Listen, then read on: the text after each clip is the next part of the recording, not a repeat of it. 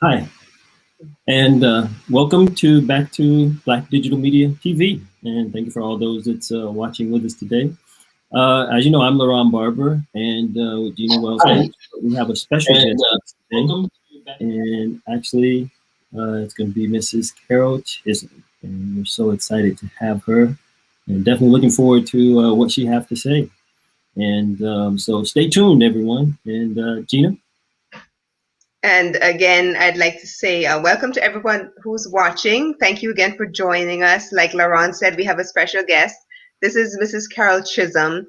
Now, I'm going to just give a little bit of an introduction. I'm going to let her introduce herself, really. But I'll tell you the moment that I met her. I remember she came up to me. We were at like a gym jam for some virtual school kids, right? And you walked up to me and you were commenting on the fact that I had my head shaved, and you said you wish you had the courage to do that. And I didn't know your whole story at the time. I learned it a little bit later, but I remember you said that, and I told you, I said, just do it, just do it. And I remember the look on your face, and it was like, oh, I really wish I had the guts to do something like that. Now skip ahead a couple of years. I'm going through Facebook and your picture pops up, and the first thing was like, oh my gosh, she did it, she actually did it. And I was so proud. It was like that, almost like a proud mom moment, but I'm going to let you talk about why you ended up shaving your head, and kind of your journey, with I let you tell everyone about it, okay? But everyone, you've got to listen.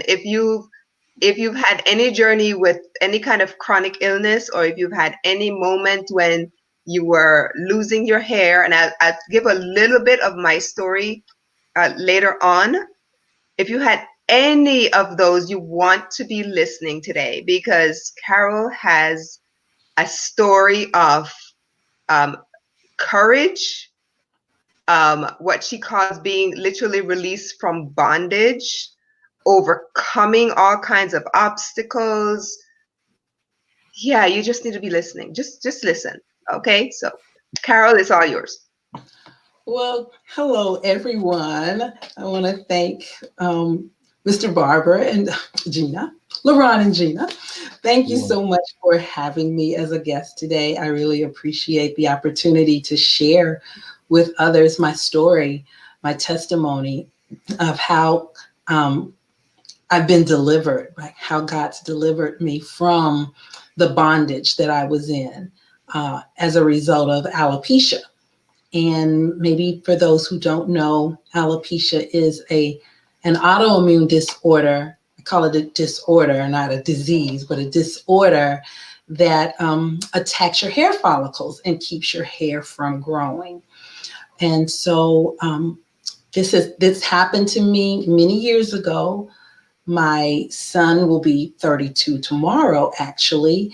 And right about 9 months after he was born is when I started having hair loss. It was pretty traumatic at one time, at that time, at the beginning.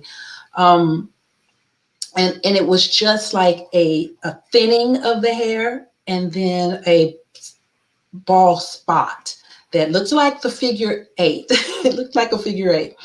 But and so it was just really a traumatic experience for me. So mine kind of progressed over the years when I got to a point where I didn't have any hair on the top of my head at all.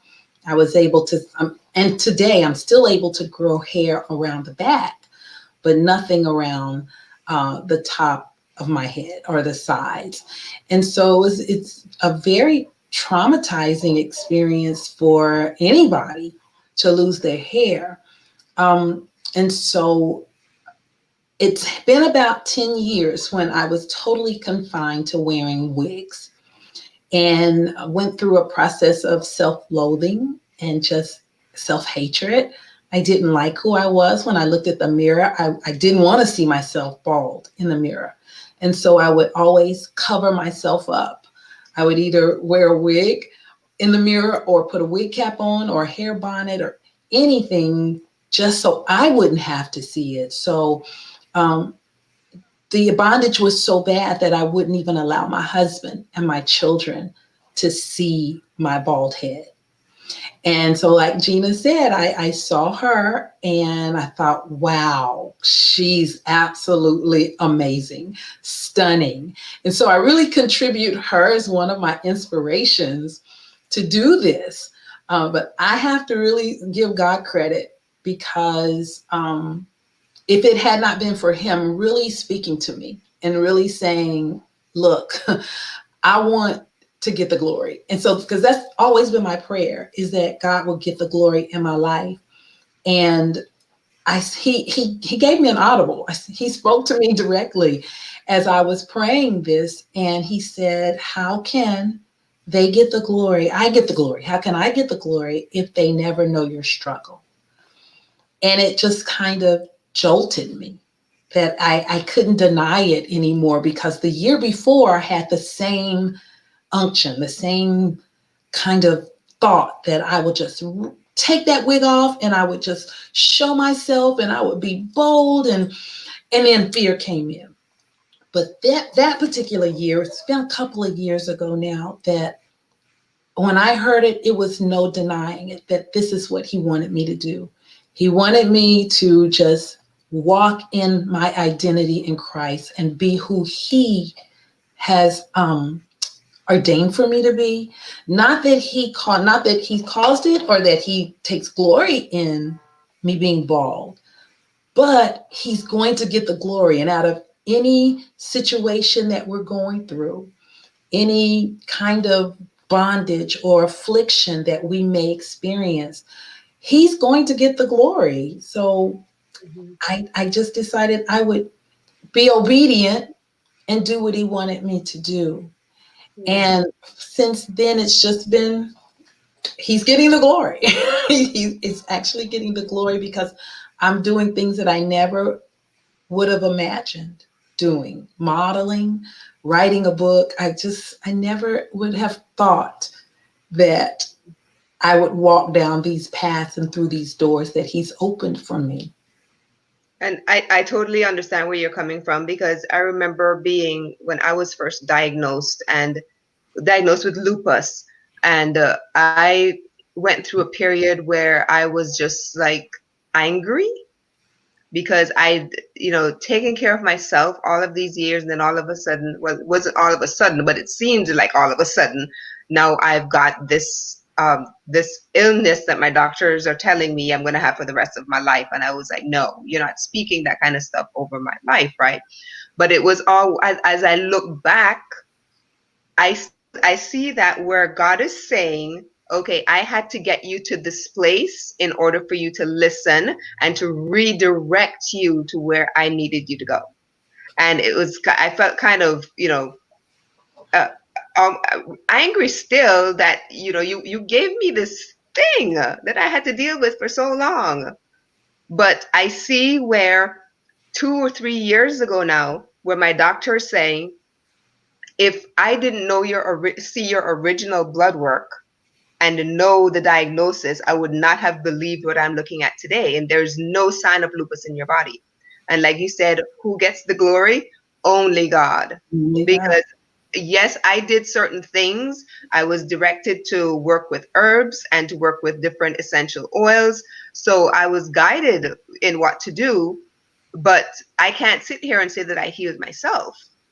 Right. God is the ultimate healer, but sometimes he puts these things on us.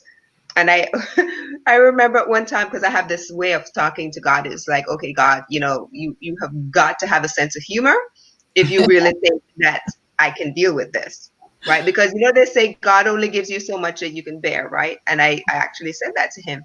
But yeah, he took me through that path, and not a lot of people know this except a few close family members, that I did have my own little bout with alopecia. And the way that it was told to me was, I went into my doctor for a checkup, and I said, she said, do you have any other concerns? I said, well, I kind of have a couple bald patches going on in my head, at the top, and then there was a huge one at the back. And she said, okay, let me take a look. And she looked, she said, oh, you have a touch of alopecia. And that was it. It was just like this flippant comment. And I was like, okay, what is it? And then she wrote a prescription for Rogaine. And I knew what Rogaine was. I've seen the commercials. They give it to typically balding men at the time anyway. That's what it was Right. pretty much marketed for with men. So she writes this prescription and she said, here, I want you to go and pick this up and start using it on your hair. And I thought to myself, I'm not putting that stuff on my head. And that was when I really started doing research into how to regrow my hair. So that's a whole other story. But a lot of people don't know that. And one of the things I used to do was I would take all of the hair that was left and I would pull back into a ponytail. So for years, all people saw me with was a ponytail with a braid hanging in the back. Because I wouldn't let anyone know that I had a big bald spot back there or a couple bald spots at the top. So I completely understand the idea of the wig or hiding, because I use my own hair to hide the hair, the spots that wasn't there before. Yeah, So and you could camouflage. I couldn't camouflage, even from the very onset, because of where the bald spot was. It was in the very top of my head with the thinning. So I was really at a loss. I couldn't camouflage. I had to, like I said, when I had enough hair, I was wearing braids. And so I could camouflage with the braids, with the extra hair that they added in.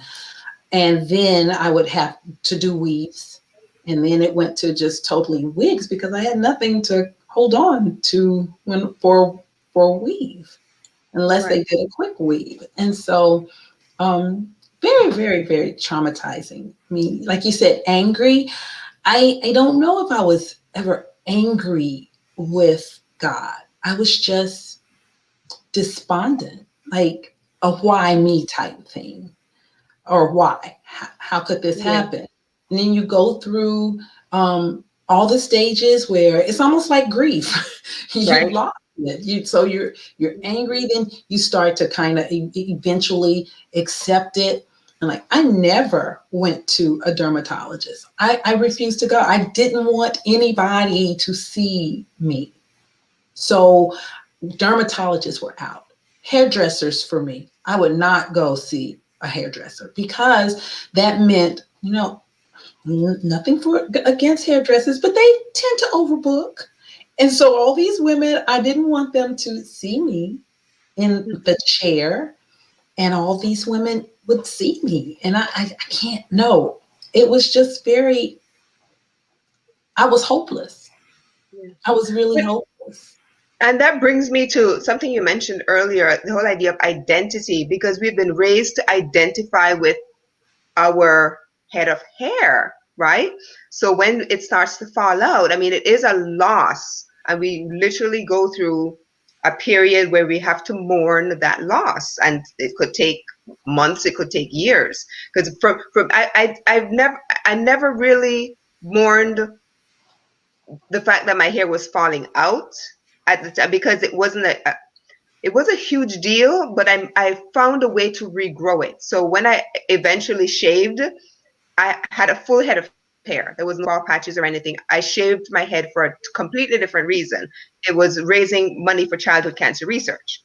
But at the time, I remember when I was diagnosed with lupus, I mean, I literally had to go through a period of mourning the person who I was before, Mhm. because I went from being a cross country runner, being a martial artist, to barely able to walk maybe 15, 20 feet to the mailbox from the front door, because I was using a cane at one point.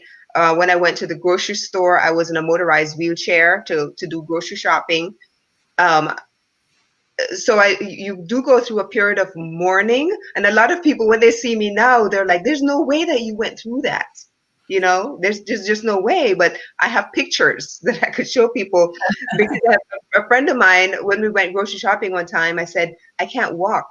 There's no way I'm going to be able to walk down the aisle. And she said, well, how you can use my walker. I had a walker at one point as well.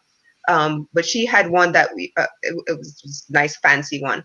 And then I said, I'm not sure I can do this. She said, Gina, there are motorized chairs in Walmart just for that. And it was, I'm not sitting in one of those things for people to see me. I said, Right. I'm not a cripple, but you do go through a period of mourning the person you were before. And it's the same thing. Losing your hair is like almost losing a limb. You Right. know, that it's like what they call a phantom limb. So you do have to go through a period where you mourn the person you were with the head full of hair to now this absolutely gorgeous woman that you are right now. And you are, Thank Carol. you. You know, Thank yes, you. we go through have this identity with hair as if hair makes the person, you know. And I remember growing up when I was growing up, I was always fascinated by Grace Jones. I don't know if you're familiar with her. She's a Yes. Jamaican. And I Mhm. was always fascinated with the courage that she had to carry the hairstyle, you know, and I've always wanted, I said, I would love to be able to do that. And the Right. opportunity came and I took it. I really did, but it's you really do go through a period of mourning, but there's this huge identity associated with the woman and hair. You know, when men are losing their hair, it's like expected. When a woman is losing their hair, it's like, oh no. It's taboo. Hmm. It's still really unaccepted. It's not very accepted in society still today. It's more accepted than what it had been, say, in Grace Jones' era. Of course, she was in Hollywood and entertainment, so it was definitely okay. This was just her persona, her character. That's what was expected of her. But then for other of us, commoners like myself, Yeah. it's just not expected. And then especially in church, because the Word of God says that a woman's hair is her glory. So I began to battle with that. It's like, okay, so God, I don't have any glory anymore. I think that was my big thing, my big struggle with God. It's like not angry, but sad. I don't have any glory. What does that really mean?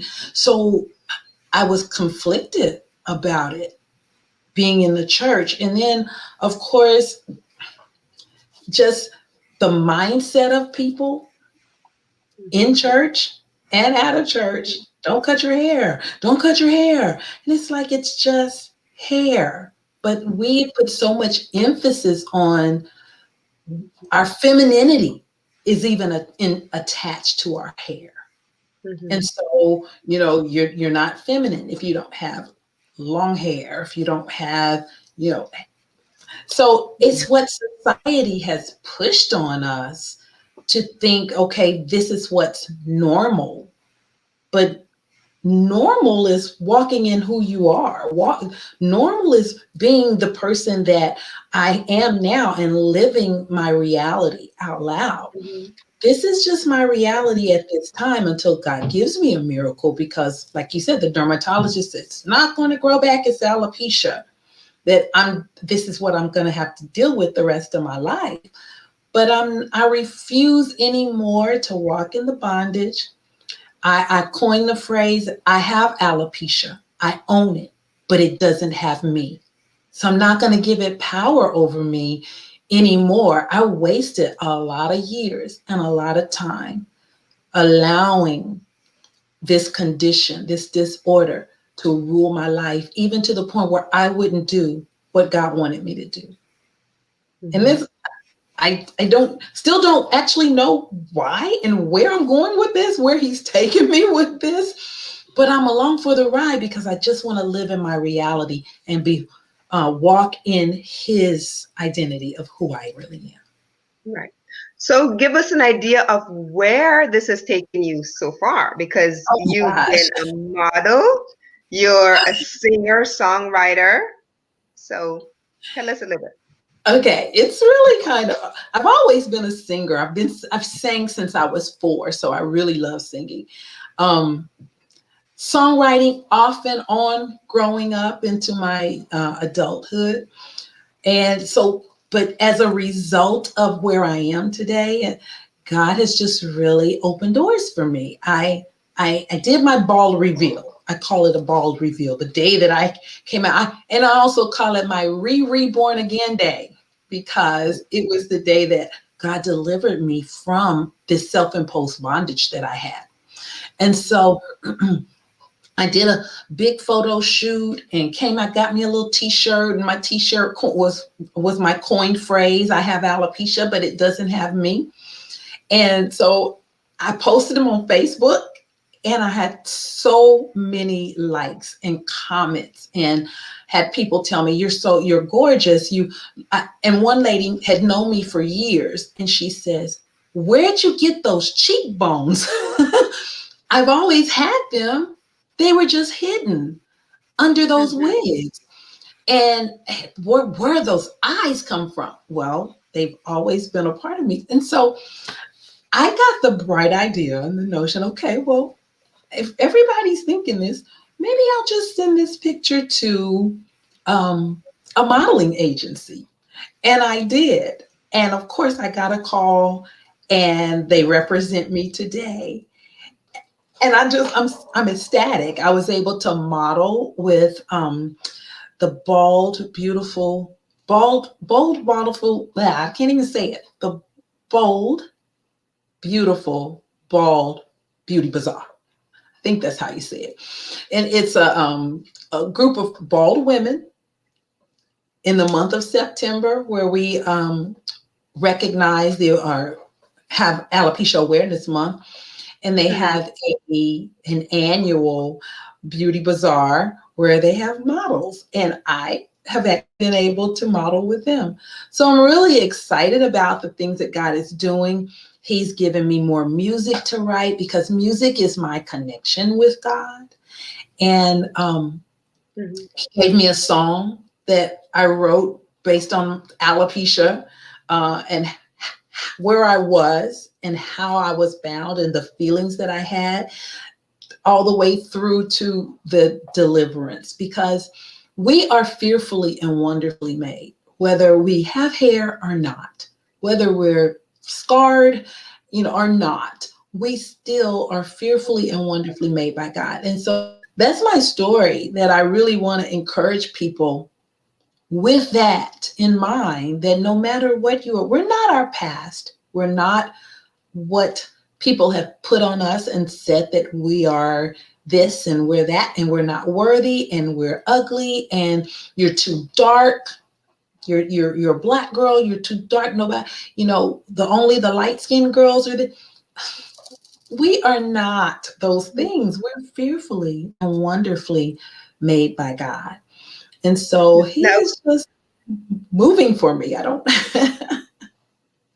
You mentioned wonderfully made, and it reminds me of the show. You have a show on Wednesday evenings, I believe, that is called Wonderfully Made. Tuesdays. Is it Wednesdays? Tuesdays. And it's called Wonderfully Made, but it's O-N-E, Derfully. One as in the number wonderfully made, right? I thought that was really interesting. So I wanted to make sure everyone knew about that. That's on Tuesday evenings, and it's on YouTube, your YouTube channel. So tell people where to find that. Okay, well, you can find me at Carol Chisholm on YouTube, or it's also broadcast on Facebook Live at Carol Chisholm also. So, but yeah, I liked Wonderfully because each one of us are unique and special in our own ways. And so I wanted to start that Wonderfully Made to encourage people, women and men, to encourage us to have confidence and encourage us to just walk in our boldness of who we are and not worry about what other people think and what other people say. So it's really to inspire courage and confidence for us to walk in our identity. And I do believe you have a book that's coming out soon, right? I do. Tell us a little bit about that. I do. My book is entitled Breaking the Shadows. I don't even know the name of it. Breaking the Shadows, Walking in the Light. Walking in Our True Identity and in the Light of Glory of God. Right. I'm still working on the Yeah, manuscript. the subtitle is a little different, but the main title is Breaking the Shadows, In right? the shadows. You did mention I'm sorry. you did write a song based on your journey, and I know I did ask you to have a couple songs ready that I wanted you to perform. I don't know which ones you have, but I would love to hear one of them. I'm sure the audience will right now too. But before we do that, we're not seeing the comments. So in order for us to see the comments, you have to basically give StreamYard permission to through Facebook to show your comments, and that's at streamyard.com/Facebook, and that way we'll be able to see your comments. But if we don't respond right here, we'll certainly go back after the show and we'll respond then as well. Okay, so just wanted to make sure you guys are aware of that. All right, so Carol, back to you. Okay. All right. Well, I'm gonna share, since we've talked about Wonderfully Made. I'm gonna share the song with the audience today. It is one that the Lord gave me right after I did the bar reveal, and it basically talks about how I would look in the mirror and didn't like what I saw, and how I always wanted to fit in, but I felt like I didn't fit in because I had to wear wigs. And then it talks about all the time that we waste wanting something different than what we actually have. Mm-hmm. And that we're just wonderfully made, and to know that God doesn't make any mistakes, that we are who we are, and we're his masterpiece. So I'm gonna share it with you. Let me pull up the audio, the instrumental of it.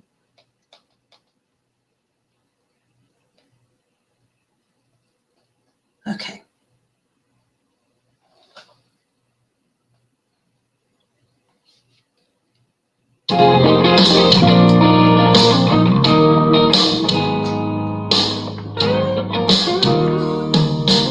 There in the mirror, staring at me, someone I don't want to be. Trying to pretend, wanting to fit in, scared they will see the real me. You formed me with your hands before time began. You had me in your plan. I'm fearfully and wonderfully made, a picture of your beauty and grace, a beautiful masterpiece molded in your love. I'm fearfully and wonderfully made. All the wasted time, hiding my shame, invisible, but you knew me. I was alone and afraid, imperfect and flawed, but you still loved me just the same. You formed me with your hands before time began. You had me in your plan.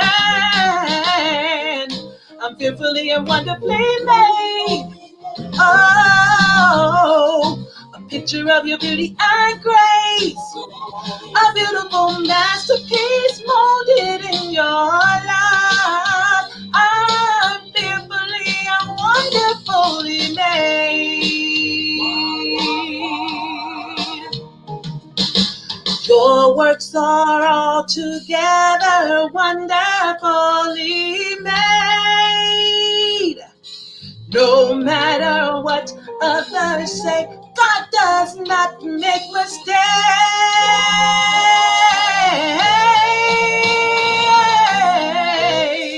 I'm fearfully and wonderfully made. Yes, I am. A picture of your beauty and grace, a beautiful masterpiece molded in your love. I'm fearfully and wonderfully made. I'm wonderfully made. Oh, you're wonderfully made. You're Your works are beautiful, wonderfully made. Wonderfully made. That's it. Yay! Thanks, Carol. I've heard it before, but I know that a few other people haven't heard it yet. So that's such an amazing song. And I've actually seen the video that you made for it. Yeah, That, there's a that was really fun to make. that's a powerful video. Yeah. Yeah. Naran, did you want to do you have any questions? I know I've kind of taken over the whole show. Uh, One question, from can you hear me okay? yeah, you can. Are you hear me? Okay. Mm-hmm. Probably one question I would have from a male's perspective. Once a woman like you, your sister, makes that decision to go ahead and just completely cut your hair off, but then I guess like what we were saying earlier, society, has just made it to where it's just, especially as Black women, they feel that they have to have a certain look, length, straightness, whatever. Just how do you speak to those ladies in terms of that feels that, and I understand what you said, the Bible says a woman's glory is in her hair, but how would you say to comment to, give confidence to ladies that says, look, you don't have to do what's stereotypical to feel like a beautiful woman that you are. So what would you say? How would you respond to that? That's really tough because, I've heard so many stories from my bald sisters that their husbands have left them because they're bald. That they can't get dates because they're bald. And so it's really tough. People point, people talk, call you names, and it's tough. I would just say to really get in a good support group, because you can't control what other people do. You can only control what you do and who you are. And so I would encourage them, get with other people who have the same mind that you're going to do whatever you need to do to be yourself and not have to worry about other people. It's not for everybody. Being bald is not for everybody. Right. So I encourage my bald sisters to say, I'm not there, I can't do that. Okay, girl, rock your wig, rock your weave, and still be you, be confident. So if that's what you're choosing to do, I still say you have to own what it is that you have. Own it and walk in it, be confident. If you want to wear a wig, wear it and wear it boldly and proudly and be you.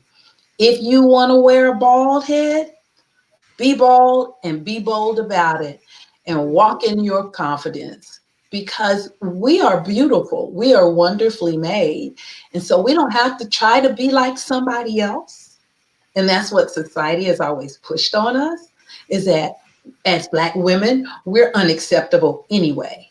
We're angry. We're mad.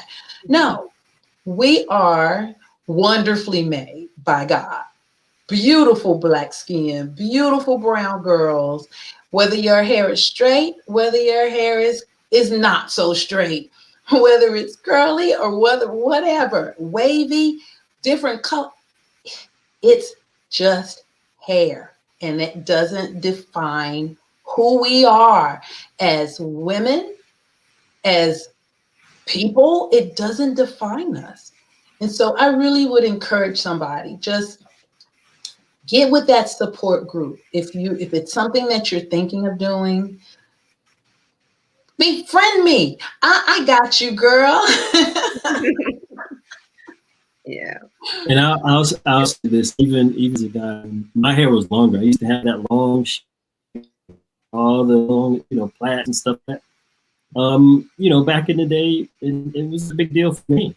to just go ahead and just cut my hair off. But when I did, it's like you said, it's cool. I like this. I mean, I owned it. And that's what you said as an encouragement, is that no matter what you do, your hair does not define who you are as a person, male or female. That's why most men, we just go ahead and make that decision. We all have that same thing, but maybe if it's not in form of something like an alopecia, but men, that's something that we have. But and once you do it, we're okay with it. But I like what you said. Own it, rock it. You did a good job. Looks good. Thank you. I think one of the things I found after I'd shaved my head, and it'd been a few months and I'd kept shaving my head, is that I had guys asking me constantly, so when are you going to regrow your hair? When are you going to regrow your hair? And I would say, I'm not, because I've gotten to where I loved having a bald head, but somehow the guys that I knew were uncomfortable with me having a bald head. And I think for me, it was probably more of, I was already confident, but I think when you have a bald head, you can't be a shy person, right? So it was looked more on like a strong, confident, independent woman. I can't deal with her kind of thing. So I think when a woman is bold enough to shave her head off, I think it kind of it's almost too empowering for some guys to deal with. And that's, I'm speaking from my personal experience, because I just kept getting this one question but I'd have a woman coming up to me on the street and they say, oh, you rock that hairstyle. I couldn't do it, but you're rocking it, girl. But then the guys would say, so when are you going to regrow your hair? When are you going to regrow your hair? And it's like, both ends. I haven't had a guy ask me that. I've had them tell me, you really are rocking that hairstyle. You're rocking that look. And I'm like, oh, okay, thank you. I've never really had any, and I give God glory for this, because this is one way I know that it's his will that I do this. Mm-hmm. Because I've not had anybody give me a negative about it. I mean, the day that first day I went out after shaving it, of course, I went out with my husband. He's wonderful, because he's like, I asked him what he thought if I would just go bald, just shave it all off. And he said, honey, you're beautiful either way. I don't care. I got you. And so when I actually shaved it and put my little shirt on, we went out to the store, and I was waiting, like I had prepared myself for the negativity, and purposely went out, looked like I was looking at people in their faces, like staring them in their eyes. What are you going to say? What are you going to say? Nobody said anything. They complimented. Oh, you look so beautiful. Oh, I like your t-shirt. It was something. And then, so I thought, oh, maybe they're not saying anything because I'm with my husband, this big guy. They're not going to say anything. He's with me. So the next day I went out by myself. It's kind of more fearful because I didn't have him as that security, but God wanted me to lean on him and for him to be my security. And so I went out and I'm thinking, okay, somebody's probably going to say something. Again, nothing but compliments from men and women. And even to this day, I still have not had anybody ask me, well, when are you going to grow your hair back? It's always, you really look nice with that style. I just love it on you. And so, but it really is not the norm, because I hear these stories that people go out and the kids are pointing at them and the parents are not saying, correcting them and teaching them, oh, don't do that. That people are saying bad things, or they think you have cancer. So they want to pray for you because you've lost all your hair because of cancer. No, there are several reasons why women go bald. It's not always related to cancer. And that was actually one of the things, because I had a couple of kids who came up to me and just kind of stared. And their mom would come up to me and said, oh, I am so sorry. And they would give me a whole cancer story. And I said, I'm sorry, but my head is not shaved because of cancer. I did childhood cancer research and raised money. Right. Got rid of my hair. But yeah, that's one of the things. They automatically think that you've had cancer, or some other thing. Yeah. But Automatically would willingly take it all off. It's not that at all. Cute story. I was in a store, and I had two little girls in front of me, but their mother was at the cash register. And of course, I knew that they had said something because one whispered in the other's ear, and then they turned around and looked at me. But so I was waiting. Okay, here we go. They started talking to me about everything but my bald head. We talked about the pets that they have, and they had a rabbit. And I shared with them that as a kid, I had a rabbit. And they were totally like oblivious to the bald head. They never said anything. Why are you bald? We talked about everything but. And so I really think that was so cute because I know that they were curious. They said something to each other. Mm-hmm. Never said anything. And so I had a good conversation with them about their pets. That's cute. I was doing some research earlier about, the whole idea of Black women and their identity with their hair. And I want to find it because I want to get your opinion on it.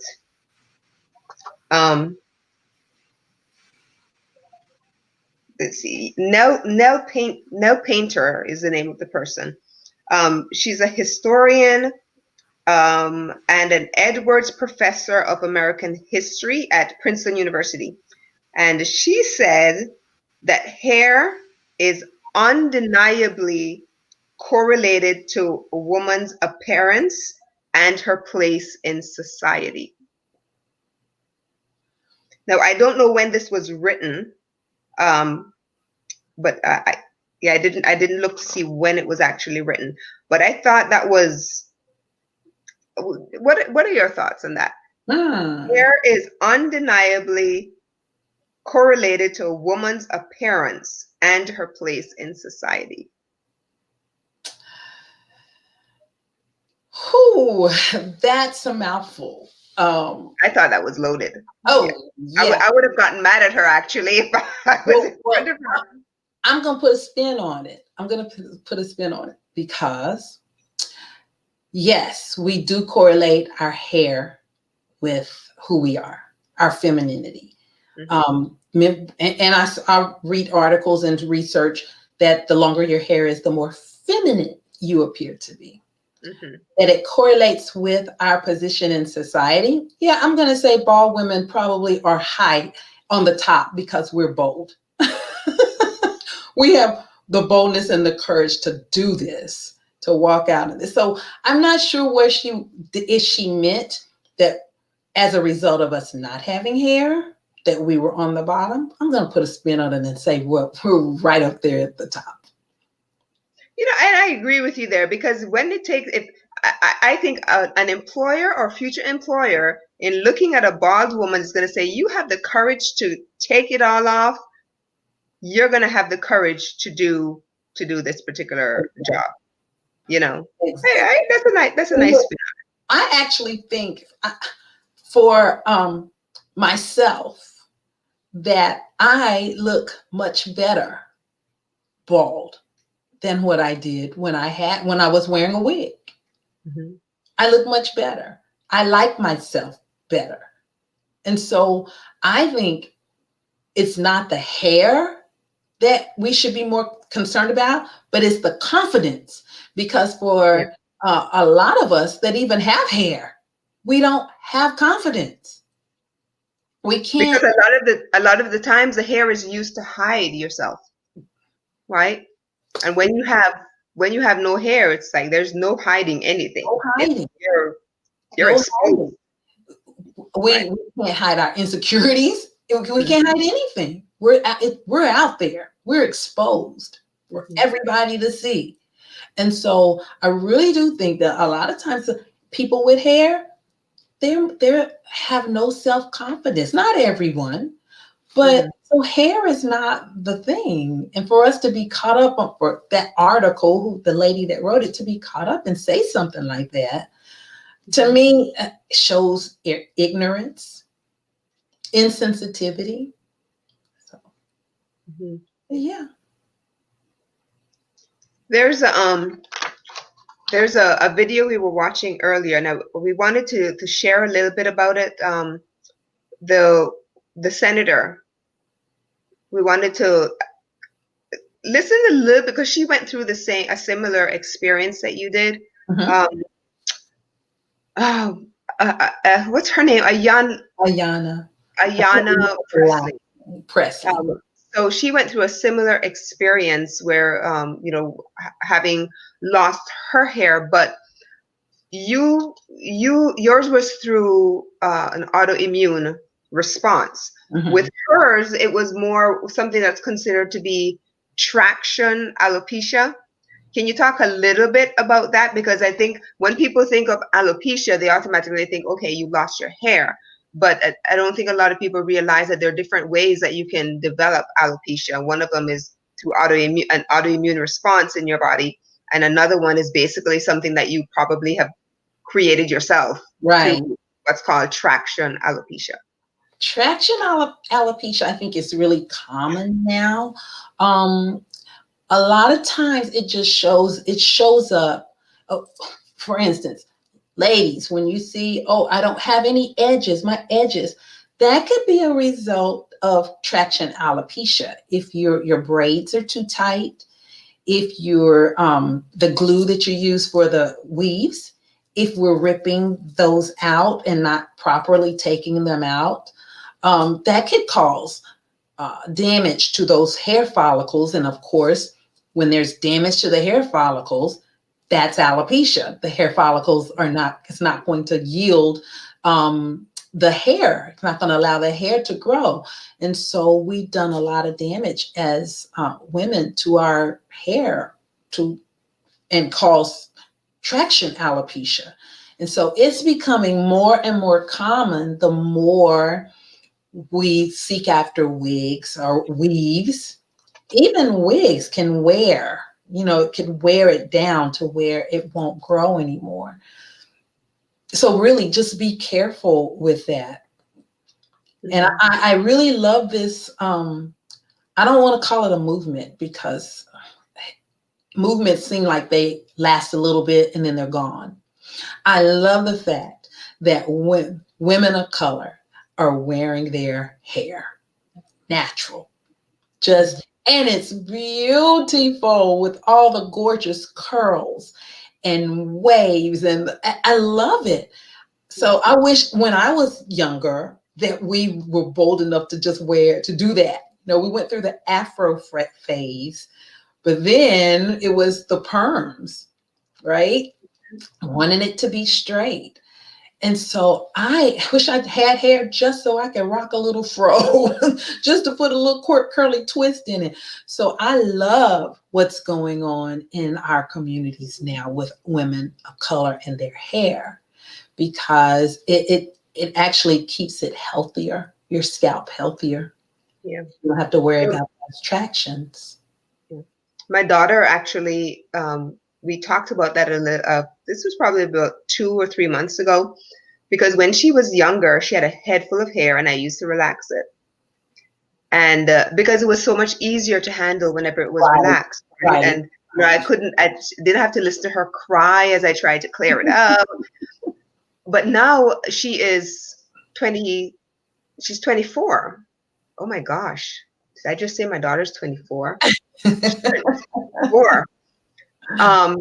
Yes, and she's been growing her natural hair for the last few years, and she's got a head full of hair, right? And she said, Mom, why did you ever relax my hair? She loves her natural hair. Yeah. And she said, I finally got all of the relaxed stuff cut off and back down to completely natural. And I'm telling you, Carol, when she rocks that huge fro, she's a beautiful girl. Anyway, she's my daughter. But she said, why did you ever relax my hair? Because yes, she's loving her natural hair. Love it. So yeah, I'm so glad that many of our women of color are embracing it because they're owning it. It's like, this is my hair and it's beautiful.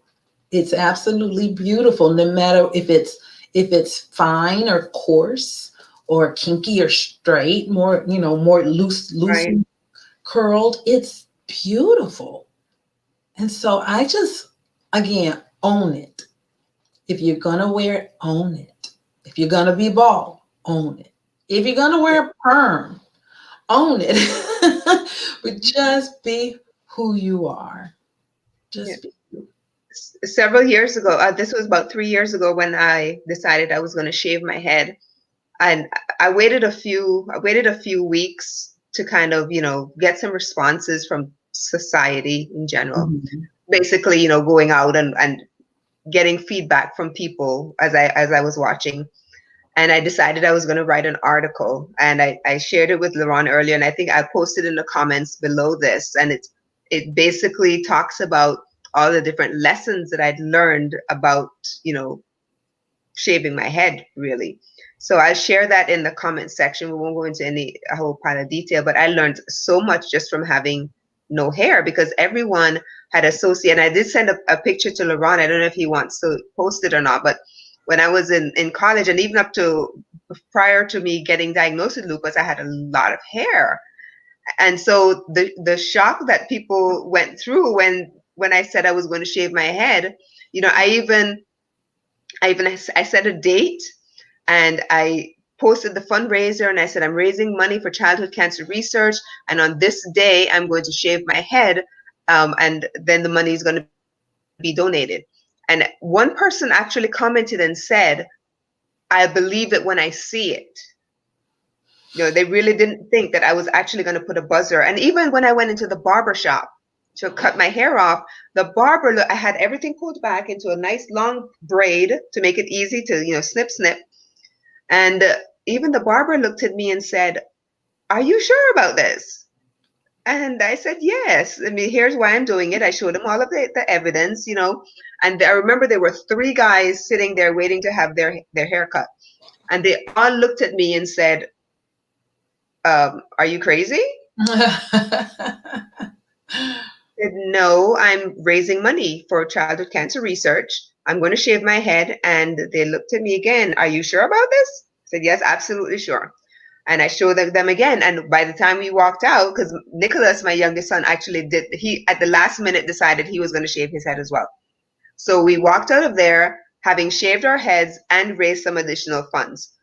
And I still have the ponytails, well, the 12-inch braid that I've kept.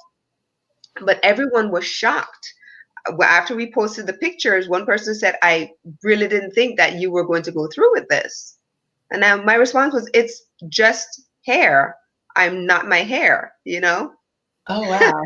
And that was a college photo, but my hair has always been long and full, right? So everything went. Now I'm down to what you're seeing here, and I'm loving it. Yeah. Just imagine, and I joke about this, Carol. Just imagine just how much money you save not having to buy conditioner, not having to buy all the different hair products. It's like, Yes, I am so I don't have to buy shampoo. I don't have conditioner, exactly. trying products to try to get your hair to grow. No. So yeah, that is Exactly. a benefit of being bald. So yes, Yeah, I totally agree. That's absolutely. gorgeous. Look at you. Oh, back in the day, back in the day. Yes, absolutely. Carol, I'd love for you to share another song with us if you're okay with that. Sure. Sure. This one is a well, we're coming up on Easter season, Easter and Lent. And so I co-wrote this song with a friend of mine, Jackie Waller, Jackie Waller Barno. And it's called Rolled Away. So it's a wonderful Easter song. Um, And it really is, it's perfect because not only when the stone was rolled away and Jesus was raised, uh, he washed away all of our insecurities. And so, being bald could be an insecurity for some people. Not just being bald, just your past, your anxieties, depressions, any imperfections we think we have, because we always think that we're imperfect, or we don't like this about us, we don't like that about us. And so we wrote this song, and I hope you like it. It's actually not out yet, but it will be released on March 1st. You get to hear it here first. Yeah, you get to hear it here first. All right, here we go. Let me see.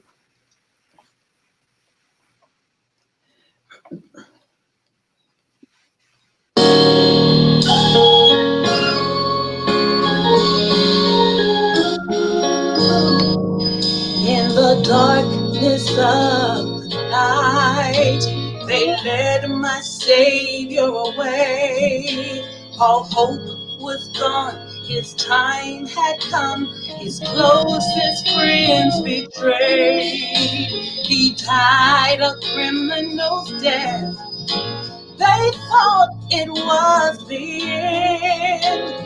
They never realized this all was in God's plan. The earth quaked, the rocks split, graves were open, the veil was ripped, and when morning came on that third day, night was gone.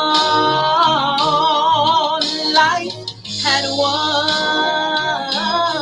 The stone was rolled away, came back to life, walked out of that grave. My past was washed away, all because of the day the stone was rolled away.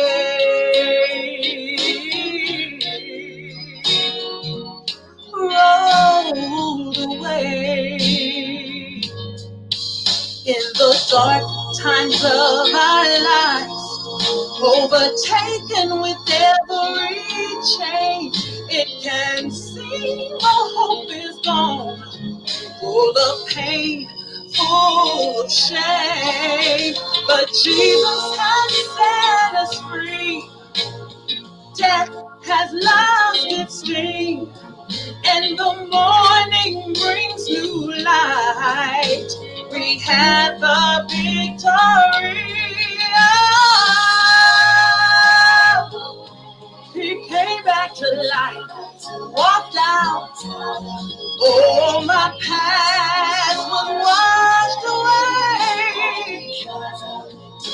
The stone was rolled away. Fear, doubt, sin, all rolled away. Depression, loneliness, hey, all rolled away. Sickness, disease, broken heart, all rolled away. Weakness, death, defeat, all rolled away. Stronghold, oppression, captivity, all rolled away. Addiction, afflictions, insecurity, all rolled away. Worry, confusion, stress, they're all rolled away. Guilt, shame, my past. The stone was rolled away. He came back to life, walked out of the grave. My past was washed away, all because of the day. Oh, the stone was rolled away. Yes, my past was The stone was rolled away. Yes, he did. All my past was washed away. Robbie Torres could say, oh, the stone was rolled away. Jesus came back to life, washed away my past. Yes, he did, all because of the days stone was rolled away.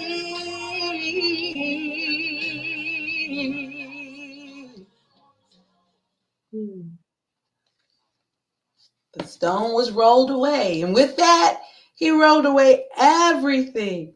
I know that's such a powerful song. I was here making notes and beautiful.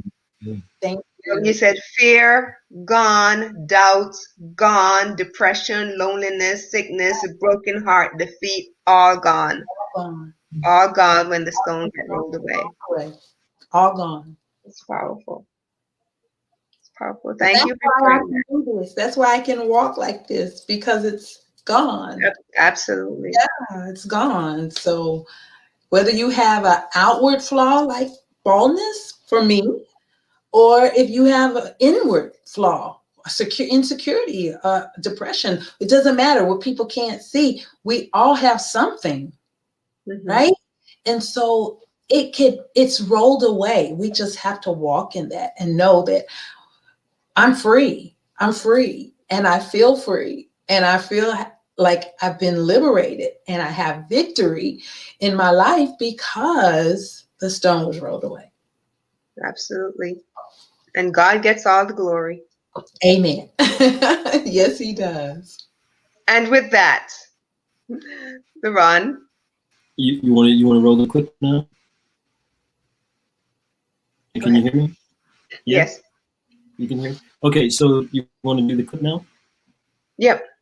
Okay, the copyright disclaimer act to do that. And we're gonna play this the Congresswoman Presley. The Copyrights Act, it's under the 1976 form, and bases the copyright law.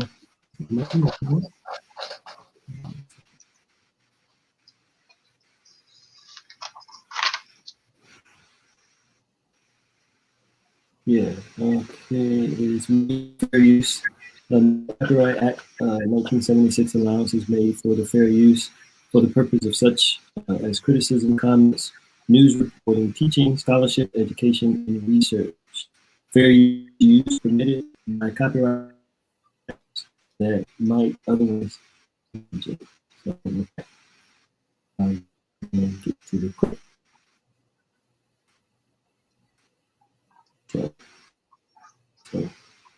and then after that, I'll comment on it. Okay.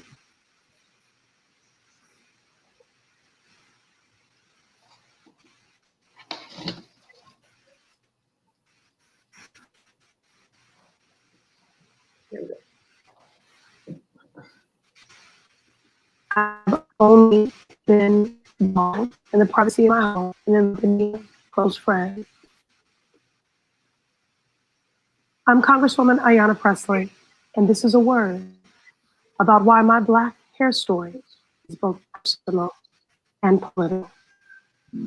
Before I was an elected official, I did everything. I wore wigs, I wore extensions, and then about 4 or 5 years ago, I decided to get Senegalese twists all the way down to waist.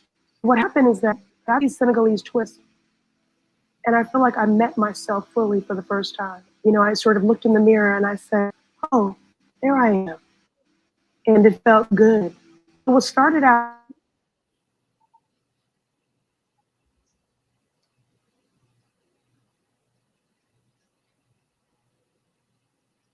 Lost the sound.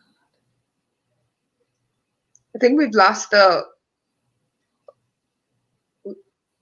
connection to the video, but she did say something right there that I wanted to comment on.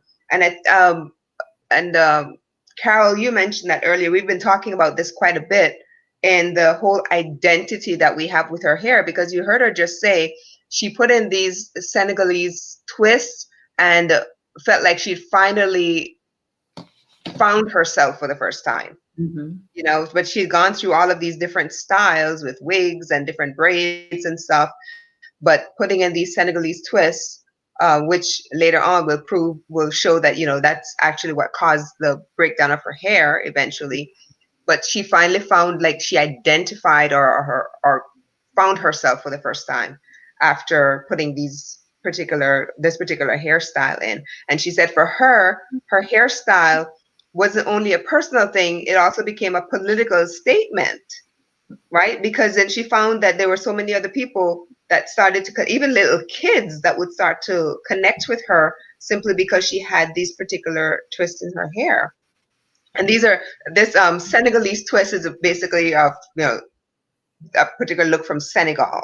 I'm guessing, right? So when she was later on in the video, if we're able to bring it back up, she starts talking about how little girls would come up to her and start talking about how they connected with her simply because of the hairstyle that she had on her head. But then later on, she talks about how she felt like she needed to apologize to these young girls because of the fact that her hair had started to fall out. She does do a bald reveal at the end of the video. But at that time, you know, when she's talking, this is just before she went into the House of Representatives to, I guess, to talk about or to cast her vote on the impeachment of President Trump. And Ginny, you want me to bring it on back the night for you? before, pardon me? Do you want me to try to bring it back for you? If we can. But she was talking about the night before is when she finally lost that last patch of hair, and she was just completely bald. But she still went in, you know, feeling all the feels, everything, like loss, the depression, but she kind of covered everything up by throwing on a wig, and she went through that. But then she talks about going into the restroom and really kind of letting loose, because she realized that it was almost like losing a limb by losing her hair. Yeah. If you can get it going again, that would be great. Militant or people said, and I said, they already did that. I was not there alone. Bringing his gift and blessing of the acceptance and the community and the affirmation. Now I walk in rooms and little girls are wearing T-shirts that say my congresswoman wears, and we receive letters all over the globe of women who talk about their own emancipation, that they feel that I've given them permission. My twists have become such a synonymous and completed part of not only my personal identity and how I show up in the world, my political brand. That's why I think it's important that I'm transparent about this new normal and living with alopecia. In the fall, when I was getting my hair retwisted, it was the first time that I was made aware that I had patches. From there, it accelerated very. I've been waking up every morning to sink full of hair. Every night, I was employing all the tools that I had been schooled and trained in throughout my life as a Black woman, because I thought that I could stop this. I wrapped my hair. I wore a bonnet. I slept on a silk pillowcase. And yet and still every morning, which I faced with dread, I did not want to go to sleep because I did not want the morning to come where I would remove this bonnet and I wrap and met with more hair in the sink. And an image in the mirror of a person who increasingly felt like a stranger to me. And so impeachment eve, last little bit of my hair came out. I was completely bald. And in a matter of hours,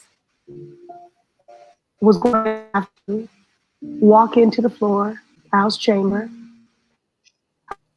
representatives, and cast a vote in support of articles of impeachment. And so I didn't have the luxury of mourning what felt like the loss of a limb. It was a moment of transformation, not of my choosing. It is with a heavy heart, but a resolved one. And because I believe our democracy is worth fighting for, I will vote to impeach Donald J. Trump.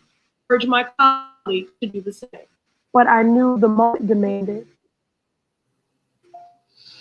that I stay in it and that I exited the floor as soon as I could. And I hid in a bathroom stall. I felt naked, exposed, vulnerable. I felt embarrassed.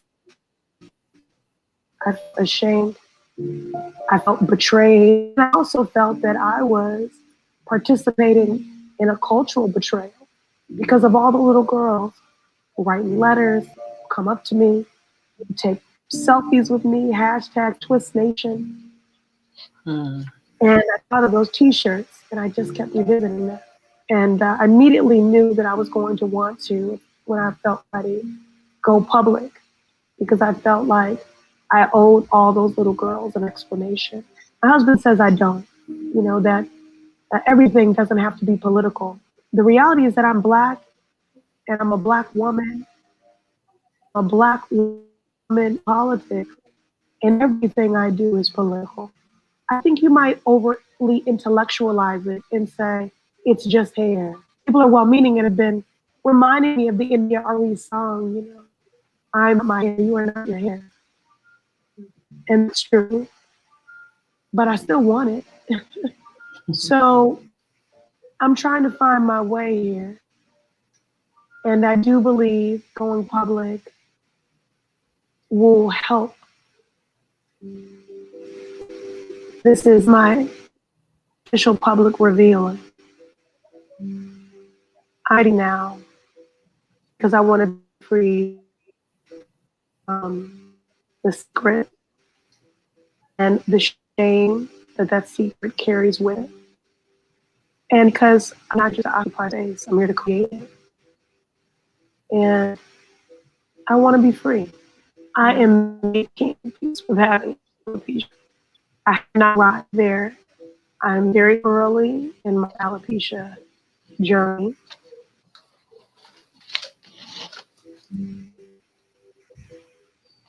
But I'm making progress every day. And that's why I'm doing this today. It's about self-agency. It's about power.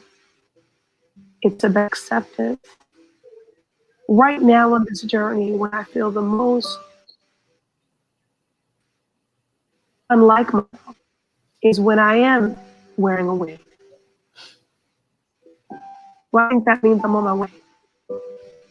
I've been experimenting, and so I have several units. One I call Flotus because it feels very Michelle Obama to me. This one I call the OG.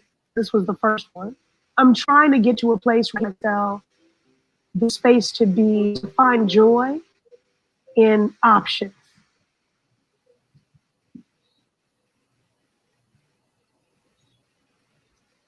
We can go ahead and stop it there. There's just so much in that video that I want to comment on.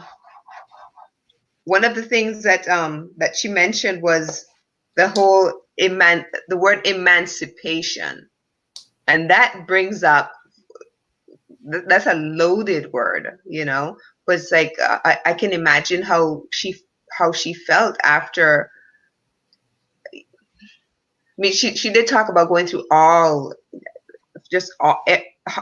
of the shame, all of that stuff, how she was feeling after she was losing her hair. But just when she finally just got rid of it all, it's almost like an emancipation, like freedom, She did say something that kind of hit home to me, and it's something I want to clarify. I personally did not have a huge alopecia journey. It was just like that moment of, you have a touch of alopecia, here, take this and whatever.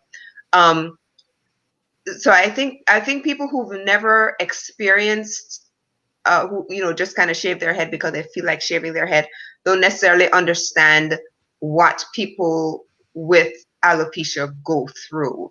Um, the shame, the vulnerability, feeling like you're exposed, really. Mm-hmm. And I don't want to belittle that whatsoever. Um, so I'm really glad that you came on and shared your journey with us, Carol. I'm really glad that we're able to listen to um to Senator Presley and her story and be able to talk about that, because this is a huge topic that I think that um I don't think it's talked about a lot in the Black community. They just assume, okay, I've lost a little bit of hair, and yes, that we can just slap a wig on, but nobody really talks about, well, why are you losing your hair? And here's what you can do, and there's a whole lot. But when she said the word emancipation, that just kind of, my mind went back like a few hundred years, thinking about other things. But yeah, I can imagine just how she felt. Um, and I know it didn't happen overnight. You wake up one morning and all of a sudden that last patch of hair that you had is no longer there. So I'm sure it took several months, maybe even years, to get from losing that last patch to being able to say, okay, I'm free from this bondage of, feeling that way about not having any hair. Right. Well, like I said, my journey started 32 years ago, but it was gradual. But for the last probably 8 to 10 years, I've been bald, totally bald on the top. Mm-hmm. And so, yeah, when I actually did shave the rest of it off, it was so liberating. It was, I understand emancipation. I understand that because, as I stated earlier, I had put that bondage on myself that I'm ugly and I'm, less than somebody else who has hair, that I'm not worthy. And you go through all of these things where you're vulnerable. You don't like who you are. You look in the mirror and you just see this hideous stranger. I think she even mentioned the word stranger, that we don't see ourselves as we used to when we had hair. And so I know for me, when I did shave it, I immediately, my first thought was, what have you done? But then I kept staring at myself in the mirror after I had shaven all of it off. And my comment to myself was, girl, you don't look half bad. I mean, that's what I said. So after that, I put on a full face of makeup and thought, girl, you are pretty. You are kind of cute, girl. I'm just thinking like, wow. It was like I saw me again. Like I saw I saw my facial features. I saw everything. So I totally understand, because I felt so liberated and still to this day feel free.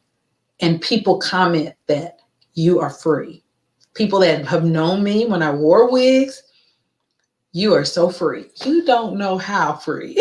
I'm loving this journey. I'm just loving what God is doing. So I totally understand where she's coming from. Yeah, the comment that she made, this is what really hit me, was she said, I'm not my hair, but I still want it. Oh, that was kind of that was a little bit of a tug right there. But that was a part that really hit home to me, was when she said, I'm not my hair, but I still want it. Yeah, good. So it kind of, for people who willingly shave their head off, that's one thing. But for people who like yourself, where you have a condition that prevents your hair from growing, where there's no choice in whether you have hair or not, then yeah, I can understand that comment. That hit me. And the one she said, when you look in the mirror, and you mentioned that just now as well, when you look in the mirror and you basically are like you're looking at a stranger. I went through something similar when I was first diagnosed, and I would wake up every single morning when I was first diagnosed with lupus. I have to keep clarifying that it was something else.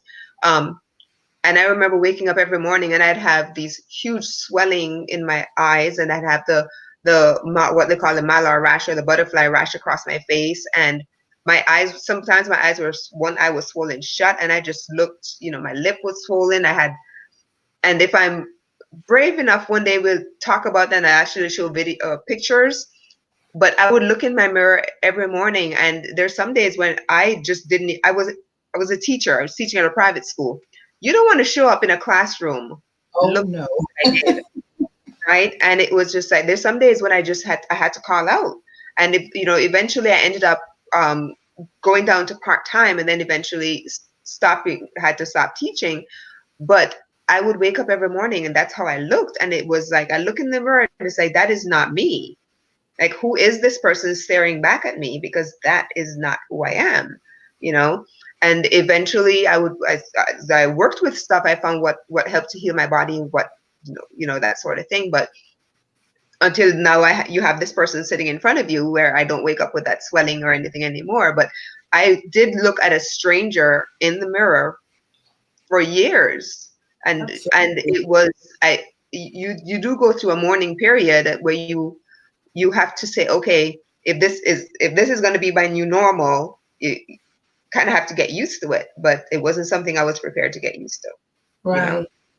Right. And I mean, there are times when days that it's like, okay, I really don't want this. I want my hair like Senator Presley said. It's like, okay, we're not our hair, but we would rather have hair. I'd rather rock some cute hairstyles.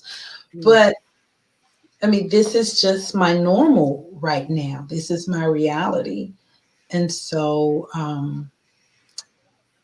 we do. I wake up some mornings and it's like, or I feel like I don't want to go out in public because I'm afraid. I'm afraid today. And I have to be honest with that it's a very humbling experience, because some days are better than other days. Those days for me now are really few, when I feel like, okay, I don't want to go out with my bald head. I'm going to cover up. So I'll put on a scarf or a hat. But not often. It's not often when I just wake up and say, I don't want to do this. I don't want to wear a bald head. Mm-hmm.